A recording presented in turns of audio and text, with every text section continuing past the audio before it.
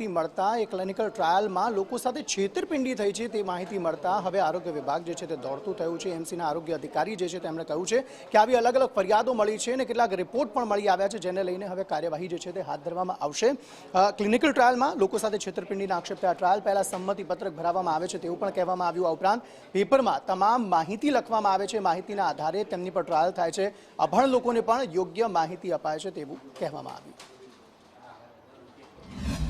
22% blood હોય તો કદાચ આપણું નામ ના બી લે, અને આપણને રિજેક્ટ કરે, પછી રાતે 11 વાગે 10 વાગે ગમે ત્યારે તમને પાછા કાઢે, સવારે વહેલા બોલાવે 6-7 વાગે આવી। અમે લોકો ના આવ્યા હોય સાહેબ અત્યારે આપણે જઈને બેઠા હોય, પછી આપણને લે, પછી ના બી લે, એટલે 20 જણ થઈ જાય પછી આપણને ના લે, અને પછી આપણને મોડા જે 50-100 રૂપિયા એક સ્ટડી ના કરે તો 50 રૂપિયા પાડું, અને સ્ટડીમાં તમને લઈ લીધા હોય તમારો નંબર લાગે તો 100 રૂપિયા પાડું। હા, વિડાનું જ હતું પણ અમે બીજી બિલ્ડિંગમાં લઈ ગયા, અહીંયા લઈ ગયા ને અહીંયા અડધું સ્કેનિંગ બાકી હતું, અહીંયા કરી દીધું, અને પછી મેં કીધું મારે નથી કરવી, મારા ઘરે જવું છે કે ના હવે તો તારા કરવી જ પડશે।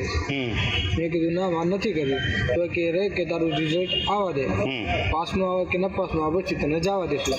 મેં કીધું હા, રિઝલ્ટ મારું પાસનું આવ્યું, પછી મેં ના પાડી, ના મારે નથી કરવી, કે તારા હવે કરવી જ પડશે। 10,000ની છે, આમાં તમારું 100 ગ્રામ બ્લડ છે, બરાબર। હવે 3 ભાગ હોય, 3 ભાગમાં તમે એક ભાગમાં આખો દિવસ ખેંચ્યું, બીજા ભાગમાં આખો દિવસ ખેંચ્યું, ત્રીજા ભાગમાં આખો દિવસ ખેંચ્યું, સ્ક્રીનિંગમાં તમે 2-3 ભરીને ઇન્જેક્શન લીધા, તો તમારું બ્લડ થયું કેટલું? તો તમે 100 ગ્રામ કહો છો તો 100 ગ્રામ થયું કે એની ઉપર થયું? આ તમામ મામલે ક્લિનિકલ ટ્રાયલ જેમના પર થયા છે તેમણે તો આક્ષેપ કર્યા છે, પરંતુ જેના થકી આ ક્લિનિકલ ટ્રાયલ કરવામાં આવ્યા છે તેમણે પોતાના હાથ અદ્ધર કર્યા છે। કહેવામાં આવ્યું છે કે સંમતિ પત્રક ભરાઈને જ એ ક્લિનિકલ ટ્રાયલ જે છે તે કરવામાં આવે છે। સંમતિ પત્રકમાં તમામ બાબતોનો ઉલ્લેખ કરવામાં આવે છે કે કઈ રીતે ક્લિનિકલ ટ્રાયલ જે છે તે કરવામાં આવશે, અને ત્યારબાદ એ ટ્રાયલ જે છે તે કોઈ પણ વ્યક્તિ પર હાથ ધરવામાં આવે છે, અને જે પૈસા અંદર લખેલા હોય છે તે પણ તેમને આપવામાં આવે છે। મેડિકલ નોર્મ્સ પ્રમાણે જ ક્લિનિકલ ટ્રાયલ થાય છે તેવું કહેવાઈ રહ્યું છે।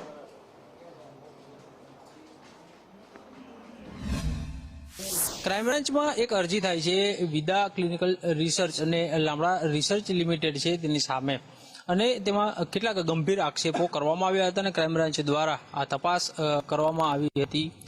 લામડા રિસર્ચ લિમિટેડ જે છે તેના ક્લિનિકલ હેડ છે કેતુલ મોદી, તેની સાથે વાત કરીશું। સર, જે પ્રમાણે ક્રાઇમ બ્રાન્ચમાં એક અરજી થઈ છે એમાં કેટલાક ગંભીર આક્ષેપો લગાડવામાં આવ્યા છે, તેને લઈ અને આપ શું કહેશો? લેમ્બડા રિસર્ચ કંપની એ પોતે 26 વર્ષથી કાર્યરત કંપની છે। અમારે ત્યાં જે બી ક્લિનિકલ ટ્રાયલ થાય છે એ આપણે ઇન્ડિયન અને ઇન્ટરનેશનલ ગાઈડલાઇન, ઇન્ડિયન ગાઈડલાઇન એટલે આપણે આ DCGI, અને ઇન્ટરનેશનલ ગાઈડલાઇન એટલે GCP અને NDCT રૂલ, તો એના અનુસંધાનમાં ટ્રાયલ થાય, એટલે અમે નિયમોના આધીન જ એક્ટિવિટી કરીએ છીએ। જ્યારે બી સ્ટડી માટે આવે કે સ્ક્રીનિંગ માટે આવે, એટલે સ્ક્રીનિંગમાં આવતા પહેલાં એમને કન્સેન્ટ, સંમતિ પત્રક જે એને કન્સેન્ટ કહીએ છીએ, એ સહમતિ આપે, અને એના પછી જ સ્ક્રીનિંગ કે સ્ટડીને લગતી કોઈ બી પ્રક્રિયા ચાલુ થાય। એટલે વોલેન્ટિયરની કન્સેન્ટ વેરી ઇમ્પોર્ટન્ટ, એ આપ્યા પછી જ આ વસ્તુ થતી હોય। અને બીજું કે વોલેન્ટિયરના હિતોના રક્ષણ માટે બી એક એથિક્સ કમિટી કાર્યરત હોય છે, એટલે વોલેન્ટિયર કન્સેન્ટ આપ્યા પછી જ કોઈ પ્રોસેસ ચાલુ થાય। અભણ વ્યક્તિ પાત્ર આવે તો એમને જ્યારે બી એમની થંબ પ્રિન્ટ લેવામાં આવે તો એ ઇમ્પાર્શિયલ વિટનેસની પ્રેઝન્ટમાં લેવામાં આવે। ઇમ્પાર્શિયલ વિટનેસ કે જે એક ઇન્ડિપેન્ડન્ટ માણસ હોય, કે જે લેમ્બડા સાથે સંકળાયેલ ના હોય, તેની પ્રેઝન્સમાં જ એને આખું ઇન્ફોર્મ કન્સેન્ટ પ્રોસેસ કહેવાય, કે સ્ટડીને લગતી, સ્ક્રીનિંગને લગતી આખી પ્રક્રિયા એમને ડિટેલમાં સમજાવવામાં આવે ઇમ્પાર્શિયલ વિટનેસની પ્રેઝન્સમાં, અને પછી એમની સાઇન કે થંબ પ્રિન્ટ લેવામાં આવતી હોય। આમાં એવું છે કે વોલેન્ટિયર સ્ટડીમાં આવે તો એની સ્ટડીનું પેમેન્ટ છે ને એ નક્કી કરવા માટેની બી ગાઈડલાઇન હોય છે, એ આપણે એથિક્સ કમિટી દ્વારા અપ્રુવડ હોય છે।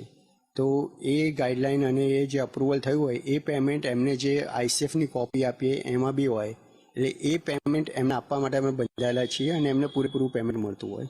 આખરે કાયદાથી ઉપર તો કોઈ નથી, એટલે જે કીધું કે કન્સેન્ટ પત્રક, સંમતિ પત્રક, એ અમારી પાસે વોલેન્ટિયરના હોય છે, ડેટા રેકોર્ડ હોય છે, તો એ અમે રજૂ કરી શકીએ, બટ અમે કોઈ બી ઇન્વેસ્ટિગેશનમાં સહકાર આપવા માટે સમજ છીએ। થેન્ક યુ સંદેશ સાથે વાત કરવા માટે। તો જે પ્રમાણે ક્લિનિકલ હેડ જે છે તેના દ્વારા માહિતી આપવામાં આવી છે કે જે કોઈ ટ્રાયલ કરવામાં આવ્યા છે ને તે જે તે લોકોના સંમતિ પત્રક સાથે જ કરવામાં આવ્યા છે। કેમેરામેન સંદીપ રાઠોડ સાથે કશ્યપ જોશી, સંદેશ ન્યૂઝ, અમદાવાદ। તો કંપની દ્વારા તો કહેવામાં આવ્યું છે, હાથ અદ્ધર કરી દેવામાં આવે છે કે સંમતિ પત્રક ભર્યા બાદ જ કોઈ પણ ક્લિનિકલ ટ્રાયલ જે છે તે કોઈ પણ વ્યક્તિ પર થાય છે, પરંતુ આટલી બધી ફરિયાદો મળી, એએમસી પણ હરકતમાં આવી, આરોગ્ય અધિકારી જે છે તેમણે કહ્યું છે કે આ સમગ્ર મામલે રિપોર્ટ પણ મળ્યો છે, રાજ્ય સરકારને રિપોર્ટ સોંપવામાં આવશે, એક સમિતિની પણ રચના કરવામાં આવી છે અને આ તમામ બાબતોએ વધુ સ્પષ્ટતા જે છે તે સમિતિ દ્વારા કરવામાં આવશે.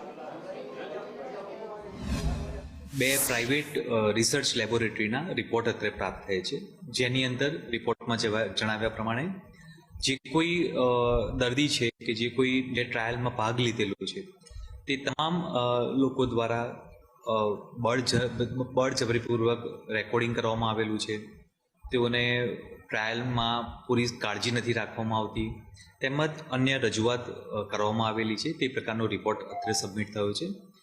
ક્લિનિકલ ટ્રાયલને લગતી બાબત હોવાથી આ તમામ વિગત કોર્પોરેશન દ્વારા food and drug control department